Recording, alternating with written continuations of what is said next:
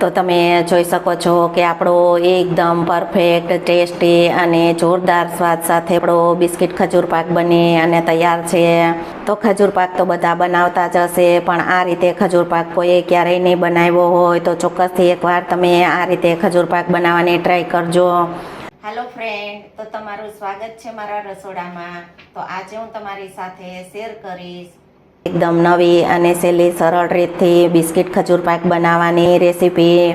તો ચાલો શરૂ કરીએ રેસીપી। આજે આપણે બનાવીશું ઉત્તરાયણ માટે ખજૂર પાક। તો ખજૂર પાક આપણે એકદમ નવી રીતથી જ બનાવશું। તો ખજૂર પાક બનાવવાની એકદમ સહેલી અને સરળ રીતથી આપણે ખજૂર પાક બનાવીશું। તો ખજૂર પાક બનાવવા માટે આપણે 1 કિલો ખજૂર લીધેલો છે। તો ખજૂર આપણે કઠણ આવે તે લીધેલો છે અને ઘીમાં શેકવાની ઝંઝટ વગર જ આપણે ખજૂર પાક બનાવીશું। તો ખજૂર પાક આપણે બિસ્કિટવાળો બનાવીશું, તો એકદમ નવી અને સહેલી રીતથી જ બનાવીશું। જો તમે ખજૂર પાક આ રીતે બનાવશો તો એકદમ ઝડપથી બની જશે। તો આપણે બધા જ ખજૂરમાંથી આ રીતે અંદરથી બી કાઢી લેશું। તો આપણે બધા જ ખજૂરમાંથી બી કાઢી લીધા છે, તો તમે જોઈ શકો છો। તો આ રીતે આપણે બી કાઢી લેવાના। બી કાઢી અને તેને આપણે વરાળે બાફી લેવાનો। ખજૂર પાક બનાવવાની એકદમ સહેલી અને સરળ રીત છે। જો આ રીતે તમે કઠણ ખજૂરમાંથી ખજૂર પાક બનાવતા હોય તો ખજૂરને આપણે વરાળે બાફી અને તે રીતે બનાવશો તો ખજૂર એકદમ પોચો થઈ જશે। પાણી પહેલાં ગરમ કરી લેવાનું। તો તમે જોઈ શકો છો કે પાણી આપણે એકદમ સારું એવું ગરમ થઈ ગયું છે। તો આ રીતે કોઈ પણ ચાળણી રાખી અને આપણે ખજૂરને વરાળે બાફી લેશું। જો આ રીતે આપણે ખજૂર પાક બનાવીશું તો ખજૂરને ઘીમાં શેકવાની ઝંઝટ પણ નહીં રહે। તો આપણે આ ખજૂર પાક બનાવવાની એકદમ નવી અને સહેલી રીત છે। તો ચોક્કસથી તમે એકવાર આ વિડીયો પૂરો જોજો અને આ રીતે ખજૂર પાક બનાવવાની ટ્રાય કરજો। તો ખજૂરને આપણે વરાળે 15 મિનિટ સુધી આપણે બફાવા દેશું। 15 મિનિટ પછી આપણે ચેક કરી અને તેને આપણે મેશ કરી લેશું। બધો જ ખજૂર આપણે આ રીતે ચાળણીમાં રાખી દીધો છે। તો તેને આપણે આ રીતે કોઈ પણ મોટું અને ફીટ વાસણ આપણે ઢાંકી દેવાનું। જો આ રીતે આપણે ફીટ વાસણ ઢાંકી અને આપણે ખજૂરને બાફી લેશું તો 15 મિનિટમાં ખજૂર આપણો એકદમ સારો એવો બફાઈ જશે।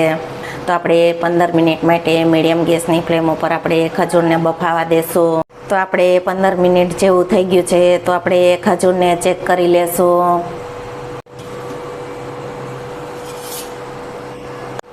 તો તમે જોઈ શકો છો કે ખજૂર આપણો એકદમ સારો એવો 15 મિનિટમાં બફાઈ ગયો છે અને ખજૂરનો કલર પણ ચેન્જ થઈ ગયો છે। તો તમે જોઈ શકો છો।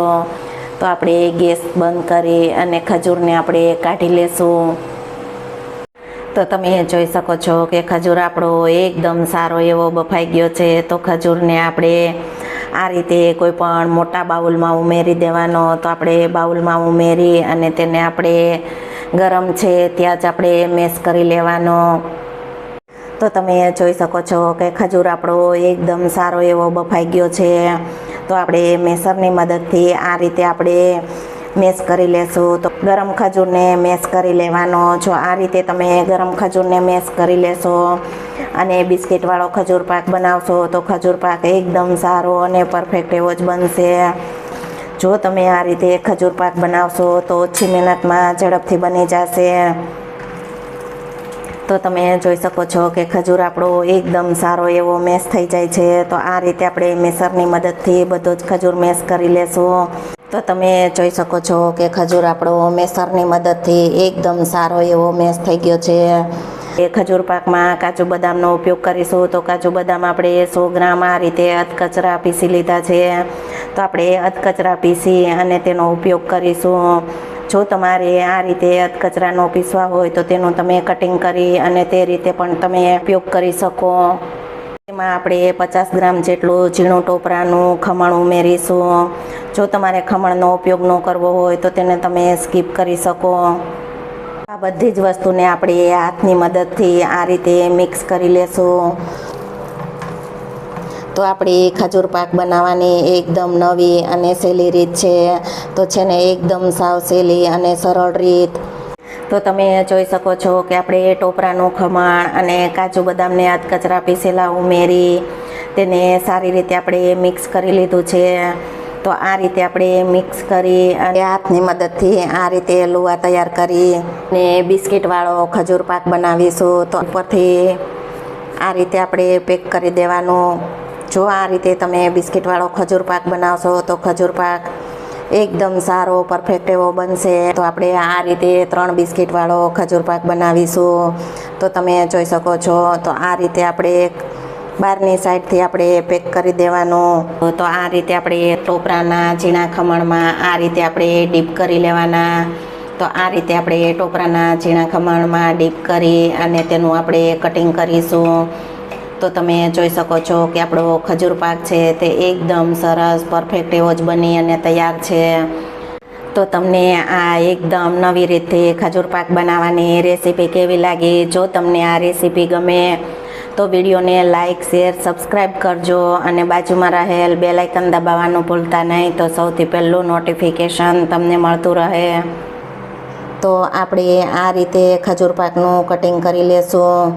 એ બધા જ ખજૂર પાકને 4 ભાગમાં કટિંગ કરી લેવાનું. તમે જોઈ શકો છો કે આપણે આ રીતે 4 ભાગમાં ખજૂર પાકનું કટિંગ કરી લીધું છે.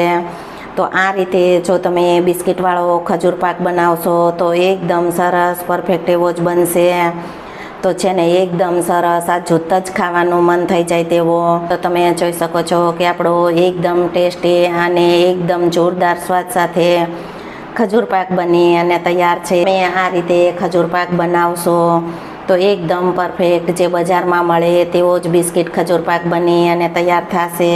તો આ ખજૂર પાક છે તે દાંત વગરના પણ ખાઈ શકે એવો એકદમ પોચો અને નરમ બની અને તૈયાર છે. તો છે ને એકદમ સરસ, આ જોતાં જ મોઢામાં પાણી આવી ગયું હશે. તો ખજૂર પાક તો બધા બનાવતા જ હશે, પણ આ રીતે ખજૂર પાક કોઈએ ક્યારેય નહીં બનાવ્યો હોય તો ચોક્કસથી એકવાર તમે આ રીતે ખજૂર પાક બનાવવાની ટ્રાય કરજો. તો પહેલી જ વારમાં પરફેક્ટ એવો જ બનશે અને જોરદાર સ્વાદ સાથે બનશે.